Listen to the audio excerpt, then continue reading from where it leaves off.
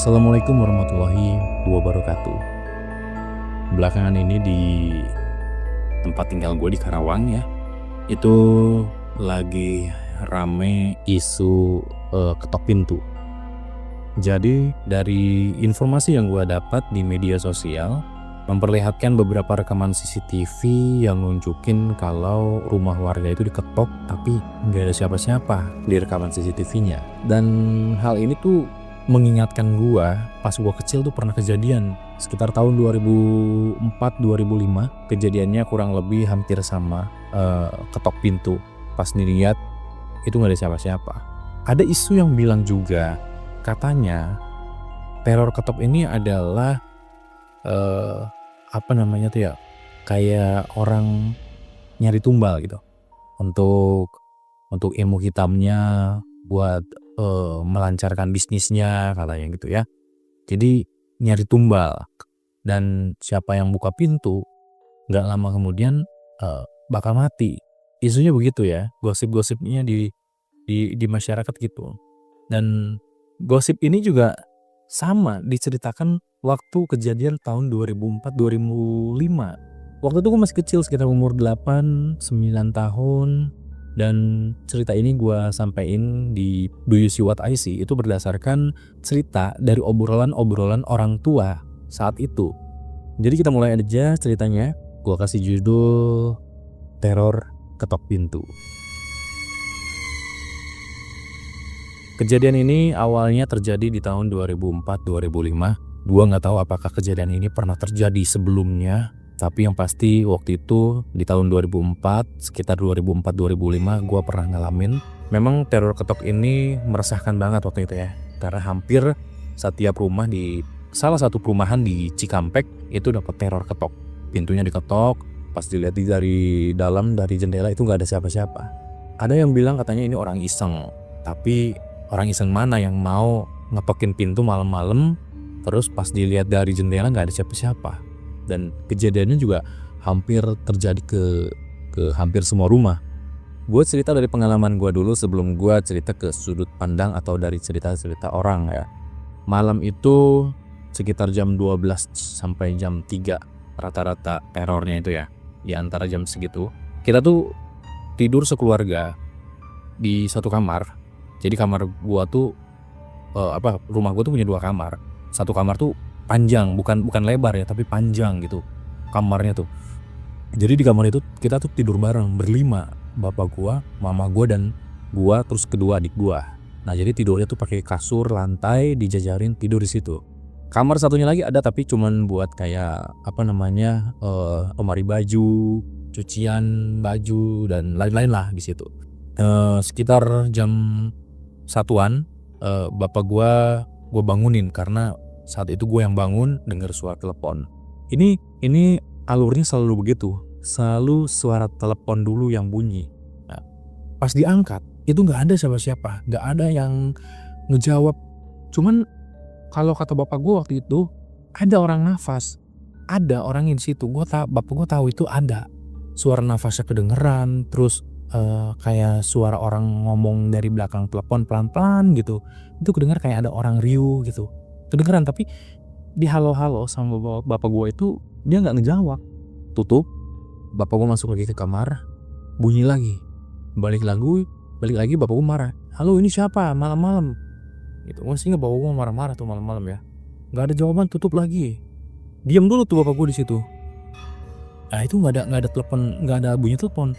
Pas bapak gue masuk ke kamar, baru aja nutup pintu, bunyi lagi. Saking keselnya bapak gue gak ngejawab, tapi langsung dicabut gitu kabel teleponnya. Saking keselnya. Itu semua orang di rumah bangun ya, ngeliat bapak gue kenapa marah. Bapak gue marah-marah sendiri di situ. Orang iseng segala macem, telepon di halo-halo gak dijawab, dasar orang iseng. Siapa yang ngasih nomor rumah? Siapa yang ngasih tahu nomor rumah gitu kan? Bapak gue marah-marah, nanya ke gue, nanya ke adik-adik gue. Takutnya salah satu dari kita tuh ngebagiin nomor telepon rumah gitu kan. Nggak ada yang bagiin nomor rumah. Tidur lagi bapak gua, matiin lampu segala macem, balik lagi tidur. Nggak lama itu ada suara pintu diketuk. Nah pintu diketuk yang ini tuh bukan kayak orang mau bertamu gitu, tok tok tok tok tok gitu, bukan. Tapi ketokannya tuh pelan-pelan gitu, tok tok gitu. Tok tok tok. Nah waktu itu mama gue yang bangun. Pah, dengar itu ada yang ketok-ketok pintu. Diem bapak gue tuh. Tok tok tok tok tok tok. Kamu mah, itu ada orang ngetok pintu, kata mama gue. Bangunlah bapak gue, karena saking keselnya ya, telepon jahil, terus ini siapa lagi nih yang ngetok-ngetok pintu nih. Bapak gue bangun, nggak ngomong apa-apa, nggak berekspresi, mungkin nahan emosi kali ya. Buka pintu, jalan, nggak ada siapa-siapa.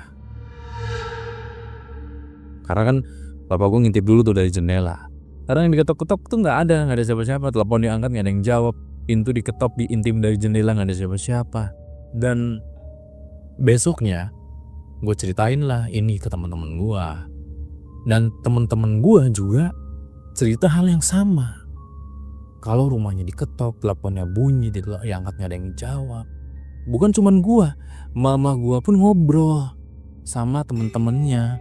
Biasa kan kalau misalkan emak-emak itu kalau kemana atau ke warung atau misalkan lagi nongkrong di depan rumah dan ngumpul, pasti ada aja yang dibahas. Nah salah satunya ini dibahas, dan ternyata tetangga lain juga ngalamin yang kayak gitu. Ada yang ngalamin di malam sebelumnya, ada yang ngalamin di malam yang sama. Ada yang bilang itu mah orang jahil bu, tapi ya mau jahil gimana, orang jahil mana, rumah kan dipagar nih ya, dipagar, dan dari pagar ke pintu itu kan jaraknya agak lumayan jauh lah ya.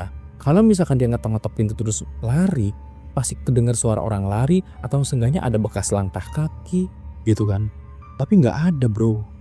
Ngobrol sama temen-temen juga begitu. Ada yang sampai teleponnya tuh setiap malam dicabut kabel teleponnya, nggak diangkat. Terus juga ada yang milih buat nggak bangun, cuek gitu ya. Ada tangga mulai berspekulasi dan bilang katanya mending gak usah dibuka pintunya tuh, takutnya orang jahat atau modus kejahatan kayak gitu. Terus juga ada tetangga gua yang sebelum tidur tuh kayak dia tuh nyiram nabur garam, ada yang naburin tepung gitu kan. Kalau misalkan itu emang orang pasti ada jejaknya segala macem itu dicoba sama tetangga gua waktu itu. Tapi ya terjadi lagi dan hasilnya nggak membuktikan kalau itu adalah orang jahil gitu loh. Ada juga yang sampai manggil ustadz ya buat ngedoain rumahnya. Ada yang nganggap katanya itu penunggu rumah segala macem. Tapi ya begitu, kejadian lagi. Sampai iseng salah satu tetangga itu coba datang ke dukun.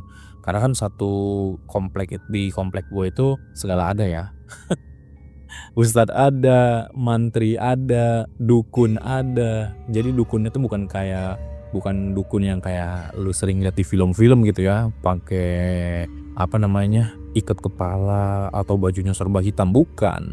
Ya orang situ bilangnya orang pinter gitu kan, mungkin sebutannya itu yang pas lah.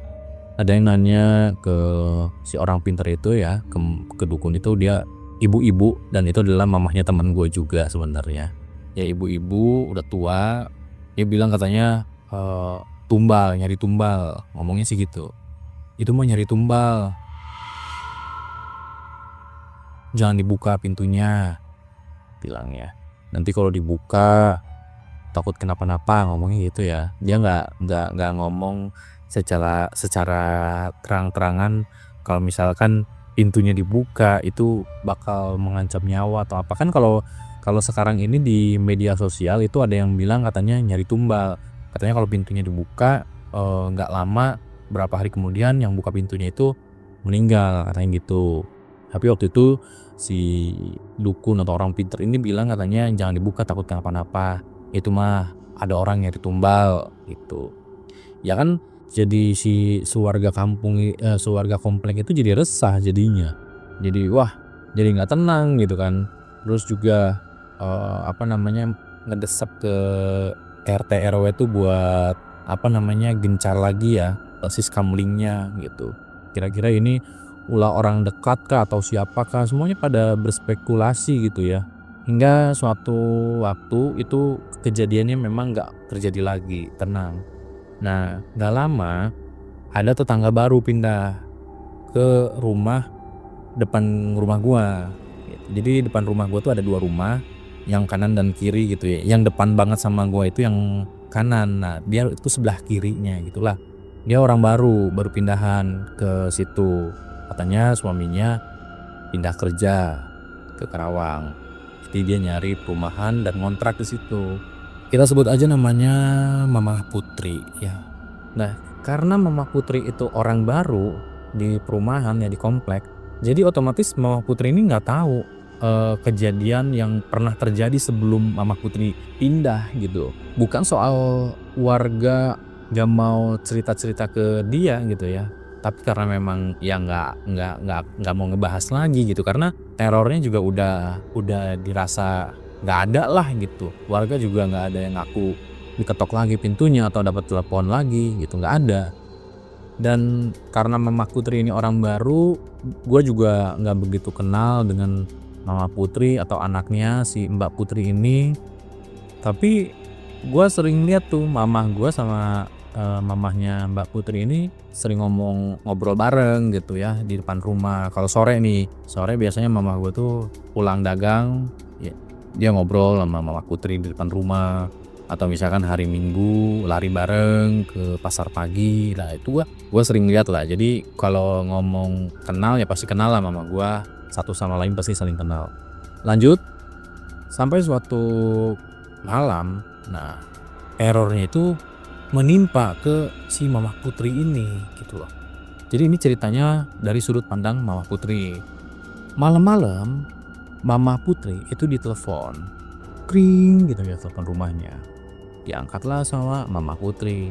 Kalau menurut pengakuan Mama Putri, itu tuh teleponnya dari Mamah Neng. Mamah Neng itu adalah mamah gua gitu loh. Katanya Mah Neng mau nitipin anak-anak sebentar. Soalnya Mah Neng sama bapak gua katanya mau ke rumah sakit, ngelihat kakak iparnya kecelakaan. Buru-buru mau nitipin anak-anak aja gitu, numpang tidur dulu bentar begitu. Ya Mama Putri nggak curiga dong. Karena nggak curiga, ya udah Mah Neng bawa sini aja anak-anaknya, suruh tidur di sini gitu. Nah udah gitu, pas telepon ditutup, pintu diketok. Awalnya Mama Putri heran, cepet banget Mak Neng tiba-tiba udah di depan rumah gitu, udah ngetokin pintu. Nah udah gitu, tanpa curiga sedikit pun, Mama Putri buka pintu. Nah disitulah yang bikin Mama Putri kesurupan. Yang dilihat Mama Putri itu benar-benar mengejutkan Mama Putri katanya. Dia pas buka pintu ngelihat sosok tinggi ngelewatin kusen rumah.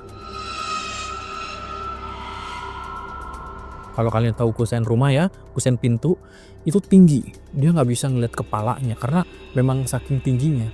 Bajunya panjang. Dia cuman ngelihat tangannya hitam gosong, terus kukunya sedikit panjang, rambutnya yang dia lihat itu rambutnya panjang lebar ya, rambutnya sampai ke bawah kaki sampai ke lantai. Nah di situ Mama Putri langsung kesurupan, teriak-teriak katanya. Dan seketika di situ rame rumahnya Mama Putri itu rame, orang pada datang ke situ, pada ngedoain, pada baca-baca doa. Gua pada saat itu juga ngedenger rame-rame. Gue ngeliat dari kaca jendela kamar gitu ya. Bapak gue sempet keluar juga dari rumah gitu ya, ngeliat dari halaman. Cuman memang kita nggak kesana gitu karena memang warga udah rame, ya udahlah, udah ditanganin sama warga gitu. Nah pas besoknya barulah Mama Putri cerita kayak begitu. Nah di situ warga baru jujur pada cerita kejadian gini gitu. Seperti itu ceritanya. Dan kalau yang dukun itu bilang hati-hati takut kenapa-napa kalau buka pintu, ya mungkin itu ya kesurupan itu kali ya. Tapi versinya tuh berbeda dengan yang sekarang terjadi gitu. Di media sosial bilang katanya kalau pintunya dibuka nanti beberapa hari kemudian meninggal jadi tumbal gitu. Ya entah itu jadi tumbal atau bukan, tentu hal ini benar-benar meresahkan ya. Dan kejadian ini memang nggak bisa gue lupain karena memang seheboh ini, seheboh itu ya pada saat kejadian, dan bikin warga juga takut buat keluar malam tentunya pada saat itu.